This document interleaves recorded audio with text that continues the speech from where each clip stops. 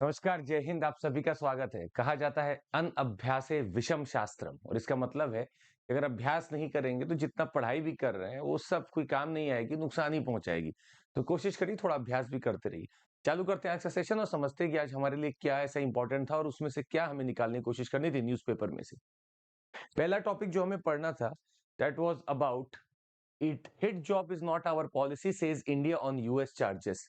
तो यूएस ने कल एक चार्ज लगाया कि वहां पे जो खालिस्तानी सपोर्टर है उनके खिलाफ कोई वर्क कर रहा है भारत से। तो हमने साफ बता दिया कि हिट जॉब हमारा पॉलिसी कभी नहीं है, और यही चीज हमने कनाडा को भी बोली थी कि हम कोई इसमें ना हमारा इन्वॉल्वमेंट है ना रहा है। वही चीज हम यूएस को भी बोल रहे हैं कि हाँ, हम सीरियसली ले तो रहे हैं कि आप जो बोल रहे हो, देखते हैं हम लोग यहाँ जांच पड़ताल करते हैं, पर ऐसा कुछ भी नहीं है जो हमें साफ तरीके से दिखेगा। अगला टॉपिक जो आज था साइंस टेक्नोलॉजी से, the spread of AIDS can be stopped with science backed protocols. अब हुआ क्या है, एंटी रेट्रोवायरल थेरेपीज है, मिक्सिंग ऑफ ड्रग्स कुछ है और एंटी रेट्रोवायरल थेरेपीज दी जाती है जिससे कि जो एचआईवी को थोड़ा कमजोर कर दिया जाता है। एक्चुअली एचआईवी जो वायरस है वो डायरेक्ट टी सेल्स पे वार करता है। टी सेल्स हमारे बॉडी का इम्यून सिस्टम बनाई रखती हैं। तो अगर ये वार करता है तो हमारा इम्यून सिस्टम खराब होता है और हम ससेप्टेबल हो जाते हैं बहुत सारी चीजों के लिए। अगर मैं एचआईवी के मल्टीप्लिकेशन को ही रोक दूं या उसको थोड़ा कमजोर कर दूं तो मेरे टी सेल्स बच सकते हैं। उसी के बारे में आर्टिकल है कि ये इफेक्टिव हो रहा है, धीरे धीरे कोशिश की जा रही है और ये इफेक्टिव हो रहा है। पॉल्यूशन के ऊपर है, air pollution causes over 2 million deaths annually in India, there is a study that says this. आप समझ सकते हैं, हर साल अगर 20 लाख लोग मर रहे हैं एयर पोल्यूशन से, तो एक बहुत बड़ी चुनौती बनी हुई है।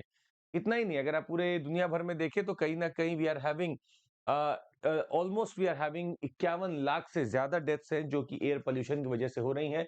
और चाइना यहाँ पे आ रहा है सेकंड नंबर पे, जहां पे डेथ्स हो रही हैं बहुत ज्यादा एयर पोल्यूशन की वजह से। तो आखिर एयर पोल्यूशन के ऊपर कुछ ना कुछ तो अब करने का समय आ चुका है। Such deaths could be avoidable, could be maybe saved, the people could be saved from, पर यहाँ पे कुछ अभी हो नहीं पा रहा है। अगला इकोनॉमिक पॉलिसी का हम पढ़ते हैं और यहाँ पे बार-बार एक फैक्ट आता है, core sector growth speeds to 12.1%। हमें नंबर याद नहीं रखना है, हमें याद रखना है आईआईपी क्या है, इंडेक्स ऑफ इंडस्ट्रियल प्रोडक्शन।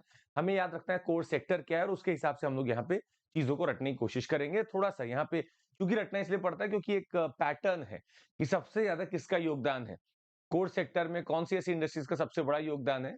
इसको हम लोग पढ़ेंगे। तो यूपीएससी अनस्टॉपेबल चैनल पे होता रहता है। और जो अभी टेलीग्राम से भी नहीं जुड़े, जुड़ जाइएगा, चंद्रमौली एसआईआर से जुड़ जाइएगा।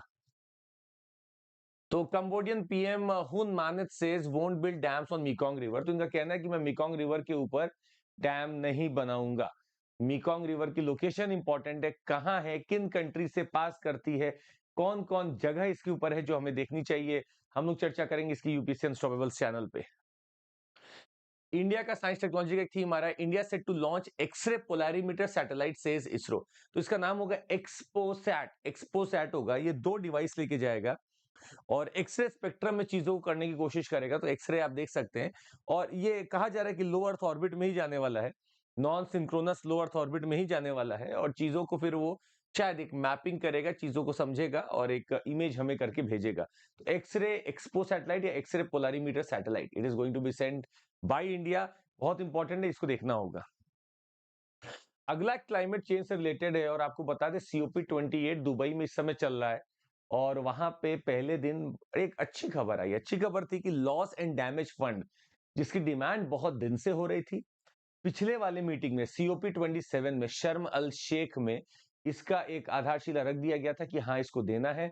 अब जाके कहीं ना कहीं loss and damage fund create किया गया है और इसमें सारी कंट्रीज कुछ ना कुछ योगदान दे रही हैं। जैसे यूएई ने कहा कि मैं $100 मिलियन तक दूंगा, यूएस 17 मिलियन बोल रहा है। तो अभी ठीक है, अभी कम ही कम ये लोग दे रहे हैं, पर ठीक है, कहा जा रहा है कि इसको अच्छा खासा बनाया जाए। हालांकि लॉस एंड डैमेज का जो एक अवधि लगाई जा रही है कि कितना बड़ा हो सकता है, लॉस एंड डैमेज ट्रिलियंस में जा रहा है। कुछ लोगों के जीडीपी पे बहुत बड़ा इंपैक्ट पड़ रहा है। तो उसी लॉस एंड डैमेज फंड के लिए, उनको कंपेंसेट करने के लिए फंड बनाया जा रहा है और इसके पीछे बहुत लोग लगे रहे हैं। This is a very good thing that has come about.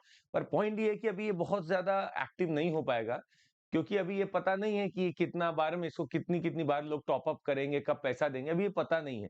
एक बार दे दिया है, अगली बार कब देंगे अभी पता नहीं है। Navy gets ready for its biggest naval exercise amid ocean engagement. Exercise Milan है और एक्सरसाइज मिलन में लगभग 50 से ज्यादा देश आने वाले हैं। भारत अपने एक्सरसाइज से इंटरऑपरेटिबिलिटी बढ़ाता है, तो हम लोग उसके लिए तैयार हो रहे हैं कि आइए देखते हैं कैसे, कब, कहाँ पे क्या कर सकते हैं। तो नेवी डे भी है, नेवी डे भी सेलिब्रेट करना है दिसंबर में, और इस मिलन एक्सरसाइज के ऊपर भी काम चल रहा है। ऐसी एक्सरसाइजेज शायद इंडियन ओशन रीजन में हमारा रुतबा बढ़ाती हैं, हमारा सिक्योरिटी सेफ्टी को बताती है, और लोगों को बताती है कि we are a preferred security partner in the Indian Ocean region. साथ ही में नेवी से ही, डिफेंस से ही एक और न्यूज है, और उसमें है कि 3 नए ASW anti submarine warfare launch किए गए, जिनका नाम है INS माहे, INS मलवान और INS मंगरोल। इन तीनों को लॉन्च किया गया है। ये एंटी सबमरीन वॉरफेयर वेजल्स हैं, वॉरफेयर शिप्स हैं। दे हैव बीन लॉन्च्ड, और ये सब आपको बता दे build by Cochin shipyard limited, and they are going to now take over the Abhay class of ASW या एंटी सबमरीन वॉरफेयर, इसको टेक ओवर करने वाले हैं। तो एक अच्छी न्यूज है जो हमें देखनी चाहिए थी, नाम तो इंपॉर्टेंट है। अंडरस्टैंडिंग साइमल्टेनियस इलेक्शंस, देखिए इसकी बातें बहुत दिन से चल रही है कि साइमल्टेनियस इलेक्शन होना चाहिए, नहीं होना चाहिए। ऐसा नहीं पहली बार होगा।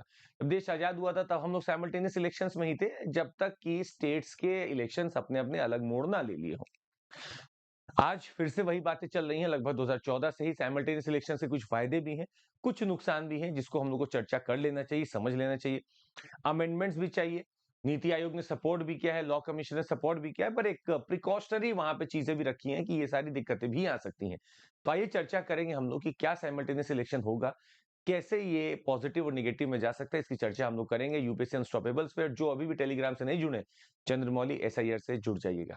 That would be all from my side. Thank you so much, take care, जय हिंद। और याद रखिएगा, निरंतरता ही सफलता की कुंजी है। जो निरंतर है वही सफल है, आपको बस निरंतर रहना है, सफलता आएगी। जय हिंद।